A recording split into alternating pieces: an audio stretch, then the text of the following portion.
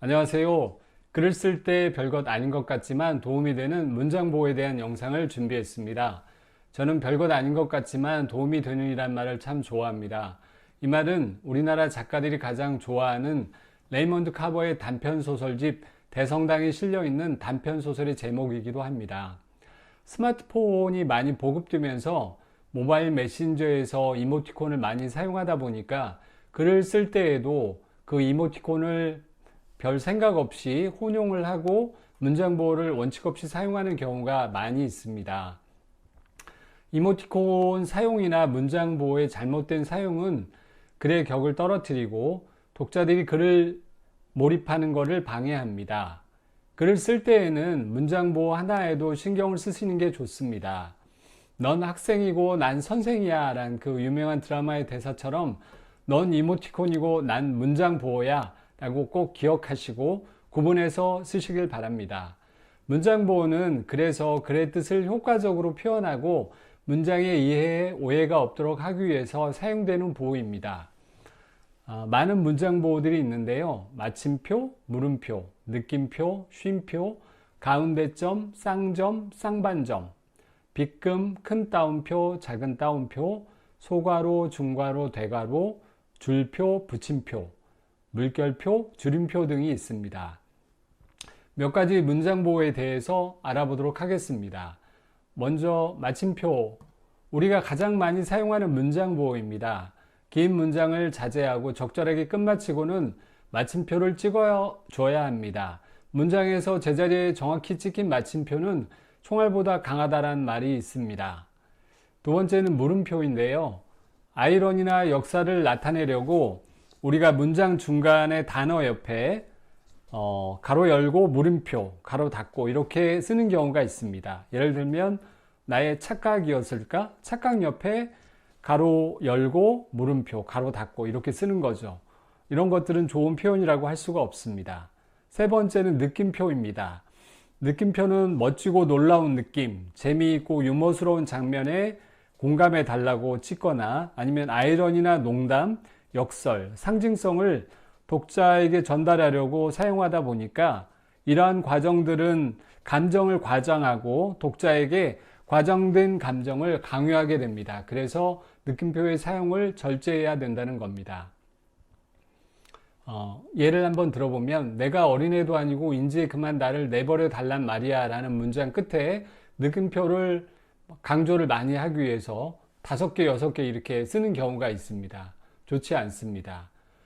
두 번째는 뭔가 의미심장하고 모호한 감정을 표현한다고 문장 중간에 가로 열고 느낌표, 물음표 또는 물음표, 느낌표 이렇게 느낌표와 물음표를 번갈아 가며 사용하는 경우가 있습니다. 예를 들면 내 잘못이 큰 걸까?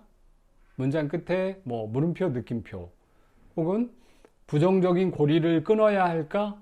느낌표, 물음표 이렇게 쓰는 경우들이 있는데 좋은 표현이 아닙니다. 정말로 강조하고 싶다면 어순을 바꾸어 보는 것도 좋은 선택일 수 있습니다. 그녀가 먼저 내게 전화를 걸다니 믿을 수 없는 일이 내게 일어났다 라는 문장이 있다면 어순을 바꾸어서 믿을 수 없는 일이 일어났다. 그녀가 먼저 내게 전화를 걸다니 라고 어순을 바꾼다면 굳이 느낌표를 쓸 필요가 없는 거겠죠. 네 번째는 쉼표입니다. 쉼표는 독자는 더 읽을 힘이 있는데 작가가 쉼표를 남발하게 되면 읽는 사람의 입장에서는 작가가 문장을 끝낼 힘이 없다고 판단할 수 있습니다. 그래서 쉼표는 되도록이면 많이 사용해서는 안 됩니다. 그녀의 웃는 모습은 활짝 핀 순백색 목련꽃 같아 라고 순백색 목련꽃에서 단어의 한 음절마다 쉼표를 써서 강조하는 것도 좋은 문장이라고 할 수 없습니다. 5번째는 가운데점인데요. 가운데점은 단어들을 일정한 기준으로 묶거나 짝을 이루는 단어를 묶거나 공통 성분을 줄여서 하나의 단어로 묶을 때 보통 우리가 흔히 사용하는 문장 보호인데요.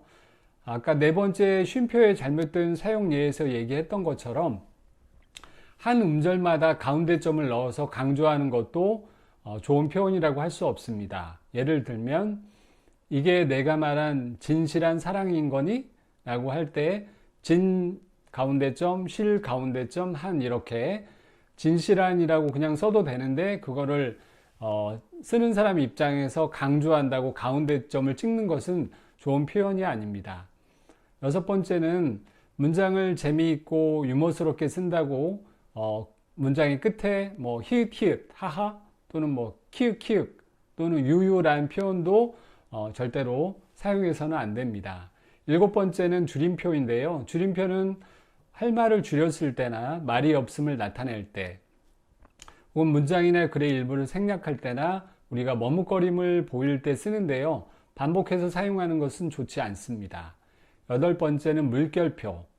물결표의 원래 쓰임은 기간이나 거리 또는 범위를 나타낼 때 사용하는데 우리가 이제 메신저에서 메시지 같은 걸 보낼 때 물결표를 많이 쓰는 경우가 많죠.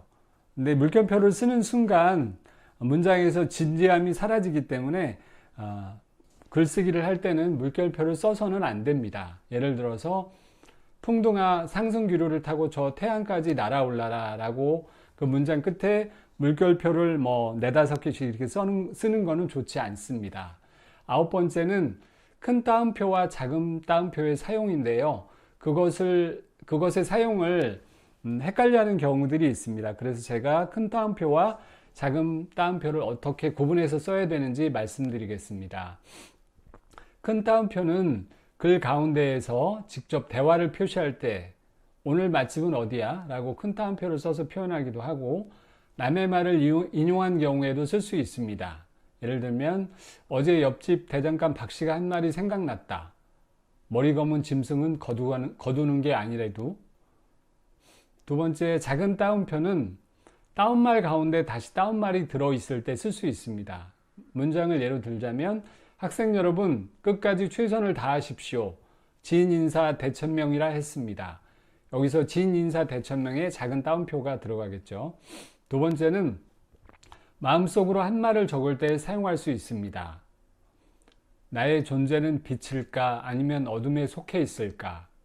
고해성사를 위해 성당을 찾은 희철은 이제 자신의 믿음조차 확신할 수 없었다. 라는 문장에서 나의 존재는 빛일까 아니면 어둠에 속해 있을까라고 마음속으로 한 말을 작은 따옴표로 쓸 수 있습니다. 세 번째는 문장에서 중요한 부분을 두드러지게 보이게 하기 위해서 사용할 수 있습니다.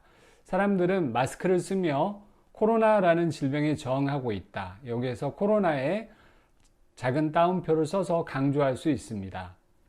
오늘 영상은 여기까지입니다. 이모티콘 사용이나 문장 보호의 잘못된 사용은 글의 격을 떨어뜨리고 독자들이 글에 몰입하는 것을 방해합니다. 글을 쓸 때는 문장 보호 하나하나에도 정말 신경 써야 한다는 점 다시 한번 기억해 주시기를 바랍니다.